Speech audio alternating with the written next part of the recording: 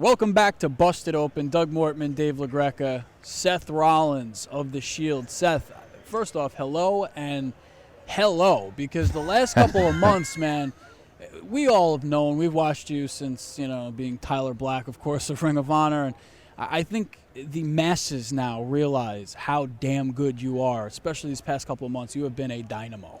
Oh, well, thank you, man. I appreciate that. I'm glad people are starting to get the picture, you know what I'm saying? I've been kept a good secret for a year or something like that. Everyone seems to be jumping on the bandwagon a little bit lately.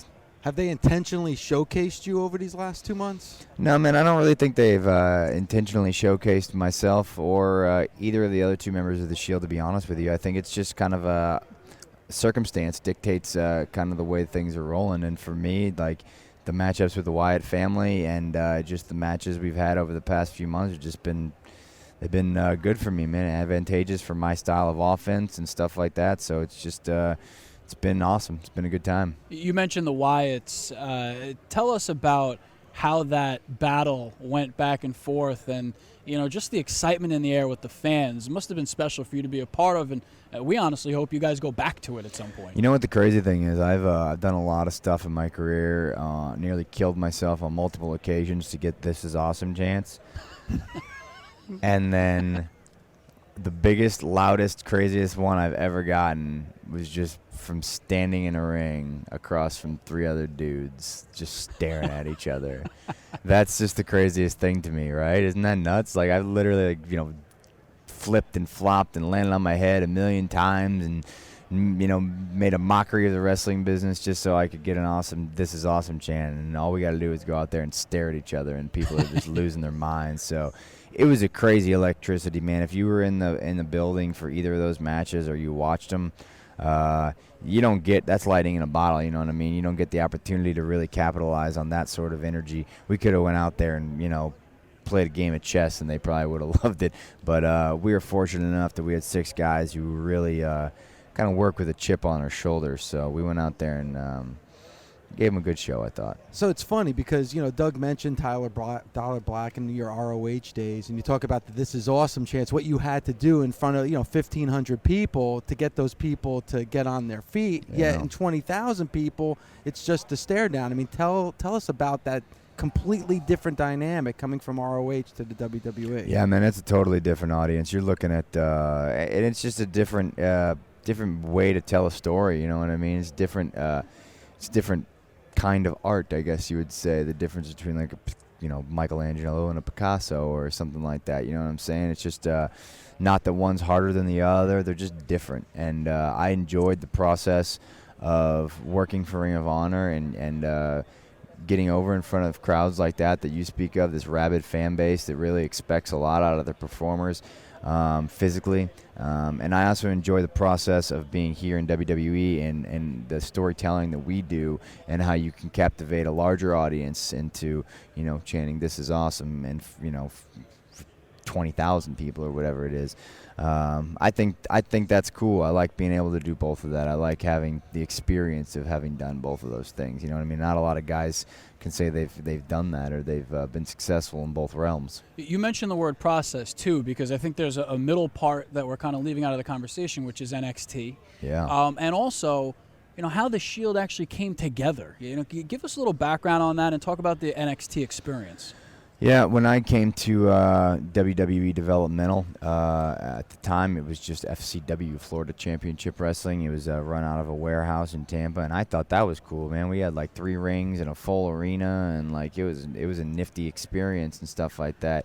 And then it just exploded, and now it's its own brand pretty much, NXT, you know what I mean? And I felt very privileged to be the first ever NXT champion. Yep. That was something that I worked for and that I lobbied for, something that I wanted to do. I wanted to represent that brand when it first came out, and I thought that was something that, you can't ever take that away from me, you know what I mean? There's only one first champion of anything, so, like, I thought that was a really cool opportunity. And the formation of the Shield kind of is a strange one. It was happening at a time where they weren't having a terrible amount of success bringing up guys from developmental, and they had Ambrose on the back burner. I know if you remember 2 WrestleManias ago, they had done a deal with him and Mick Foley. Oh, yeah. Mm-hmm. That was really exciting and really promising, and then fizzled out just based on Mick's current state of health and the dangers that he would face if he ever had to get back in the ring. And so Ambrose was just on the back burner, kind of waiting around. I've been busting my hump down in NXT for 2 years, just waiting for a spot. And Reigns was someone that the company saw enormous potential in for obvious reasons. And I think they needed a way to get all 3 of us up as soon as possible and to make an impact. And for whatever reason, the Shield came together with not a whole lot of backing, to be honest with you. I mean, if you remember the first night we came out, we had turtlenecks and we looked a little ridiculous. We actually had riot shields they had given us. So we first got there, and we didn't know much about it. And they're like, well, did you see what you're wearing? You see what you got? And we're like, no. So we went to, like, costume or whatever, and they had the turtlenecks and the boots and the pants and the belts, and I was like, okay. and then they had they literally had riot shields that said Shield on them, and they gave us billy clubs, and I'm like, could you imagine? In retrospect, I mean, because we were getting, we were just excited to make our debut, so we're just getting into it, just like, yeah, with the Shield, and smash somebody in the club and beat the crap out of them. But in retrospect, could you just really imagine how stupid we would have looked with these giant riot shields trying to get into the ring and break up a 3 count? Like, the whole thing would have been ruined in one night. Seriously. With this big shield, I can't get between the ropes. Yeah, I would have had to, like, launch it over the top, like, into referee or something like that. Like, it was crazy, man. It was a crazy experience. And then once we did that, it was like, all right, now we're off. Let's go. And then, you know what I mean? We just, everything from then on has just been an organic process, developing the Shield. We've kind of done it, on our own for the most part, with a little bit of help from creative and stuff like that. But Sure. a lot of it has just been myself, Roman Reigns, and Dean Ambrose in a car for hours, just talking about, well, this is what we want to do. This is how we want to, look and act and walk and talk and stuff like that. So it's been a cool experience. I think the best part of the Shield, if he was to have it, would be to protect yourself from the fans as you walk down. Shield. Man. We may see, and that's the thing. If we had those stupid shields, we may not even have been able to do the entrance through the crowd because it wouldn't have worked. What I mean? Whose idea was that? Because it's brilliant. It's like Pavlov's dog now. You hear Dana.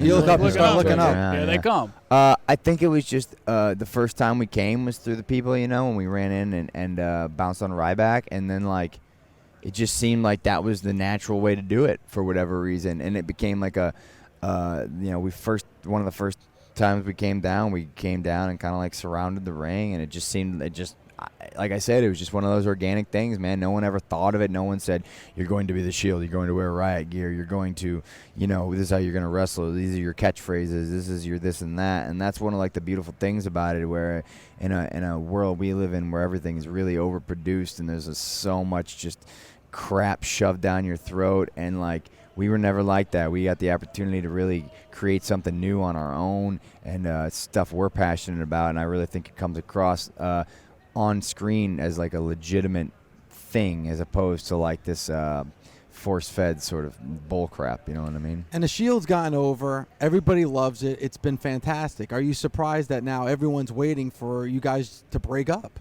No, it's kind of cool, man. To be honest with you, it's neat to have that much, like people are like, there's so much, like, the worst thing is apathy, right? No, people don't feel anything about you, but, like, people are like, there's people on both sides of the fence with this, like, breakup thing or whatever, you know what I mean? They're like, some people are, like, really for it because they see 3 just top-tier main event guys and they want to see how we'll all do individually, but then there's some people who are just these diehard Shield fans who are like, no, you got to stay together forever and ever and ever, and it's just really cool to have people care about you one way or another, you know what I mean? So I dig it. Can Seth Rollins advance where he wants to go in his career without the breakup of the Shield? I don't see why not, and that's one of the things I think we've all kind of noticed and felt over the past few months. We kind of had there's a little bit of issue going on there for a while, but, like, I mean, if you look at it and you look at the history of, factions in wrestling, there's no reason, you know what I mean? Like, Shawn was WWE champion in DX. You had, True. you know, Flair was the man and the Horseman, and Arn and Tully were kicking butt. You know what I mean? So it's not like guys outside of, you know, can't have individual careers outside of factions and stuff like that. I think people are just not accustomed to it because they're used to seeing us do our thing in a 6-man tag, you know, situation, or they're just used to seeing, you know, 1, 2, and 3 of us instead of just seeing, you know, one of us. Even like this Monday, Roman had the singles match with King where he's out there by himself, and like he came back, he's like, man, it's weird coming down by myself. I'm like, you just got to get used to it, man. Like people just have to get used to it. You know what I mean? I think it's we're all gonna be successful. It'd be cool to do it as a part of the Shield. You know, the last couple of WrestleManias, obviously The Rock has been the main event and a lot of attention on him. And you see these part-timers where they come in when it gets to WrestleMania time and all the spotlight and the attention's on them.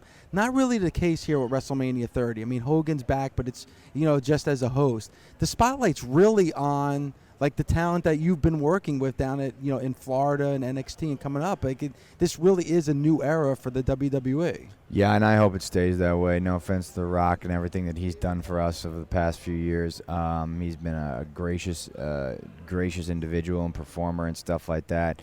But we have a lot of homegrown, extremely talented guys and characters that they've taken time to build up the right way over the last couple of years, and we're ready to make this our company, and we're ready to take it into the future. Myself, the rest of the Shield, you got the Wyatt family, you've got Cesaro and Swagger to an extent, you've got the Usos who are just clicking on all cylinders, you know what I mean? You got to throw Daniel Bryan in the mix. And of course, Daniel Bryan, this is his year, this is his WrestleMania.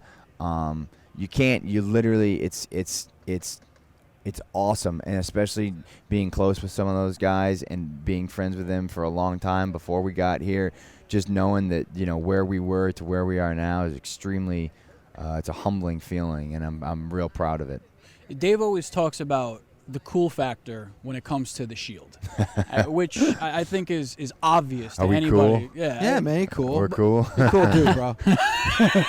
Cool enough that your 10-year-old daughter's terrified of us, so that's pretty cool. That's cool. Yeah, right. I mean, when I told you that story, and you know, just to say it, before you came on the air, I mentioned that I was on the phone with my daughter, and I said I had interviewed the Shield, and she was like, you know, she's actually frightened for my well-being. I mean, when I relayed that story to you, was there some kind of satisfaction hearing that story? I'm not gonna lie, I kind of was, a little bit. I was like, damn right, we're doing our job, boys. But you know what, though? Little Abigail LaGreca is not going to be as terrified as the Shield as time goes on because you're fan favorites now. Does that make your job more difficult? I don't think so, man. We're just doing our thing. I mean, people can kind of respond to us however they want to, you know what I mean? Just how we're positioned. For whatever reason, when we were matched up against the Wyatts, I think people just wanted to see us kick the crap out of them. And I don't know if they wanted to see just a war, you know what I mean? But it just seemed to work out that way. So, and then we haven't really changed much of what we're doing. We're still out there just doing our thing, you know what I mean? Coming through the crowd, kicking ass, taking names, being awesome. And, like, if people want to cheer us, then that's awesome. If they don't, then go back to being afraid of us, I guess. You know what I'm saying? That's cool, too.